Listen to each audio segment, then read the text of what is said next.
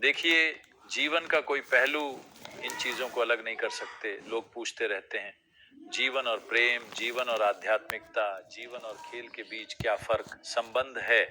ये सब जीवन के अलग-अलग आयाम हैं। ये सब मानव जीवन की अलग-अलग अभिव्यक्तियाँ हैं, जब इंसान तीव्रता से जीता है। अगर आप सुस्त जीवन जीते हैं, अगर आप बहुत ऐसा जीवन जीते हैं जिसमें कोई तीव्रता नहीं है, तो ये सिर्फ खाने और सोने और जिंदा रहने के बारे में होगा। अगर कोई तीव्रता से जीता है तो कला आएगी, संगीत आएगा, खेल आएगा, आध्यात्मिक प्रक्रिया आएगी। ये आना ही है, ये कैसे नहीं आएगा? तो ये तीव्रता और भागीदारी की बात है। जहां तीव्रता है वहां भागीदारी है। जैसा मैंने कहा, जब विवेकानंद ने कहा, आप प्रार्थना के मुकाबले गेंद को किक करने में भगवान के ज्यादा करीब होते हैं।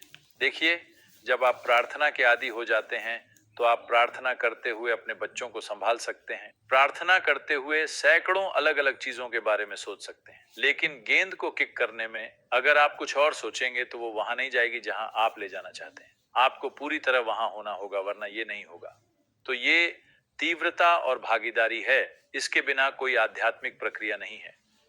आध्यात्मिक प्रक्रिया तीव्रता और भागीदारी का उच्चतम स्तर है।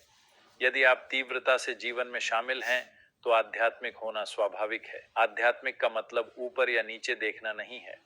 अगर आप अपने जीवन को तीव्रता से जीते हैं तो आप अस्तित्व की प्रकृति की खोज करने से भला कैसे चूक सकते हैं? अगर आपको जीवन की परवाह है तो आप जो हैं उसकी पूरी गहराई और आयाम को खोजने से कैसे चूक सकते हैं? क्योंकि यही तो आध्यात्मिक प्रक्रिया है।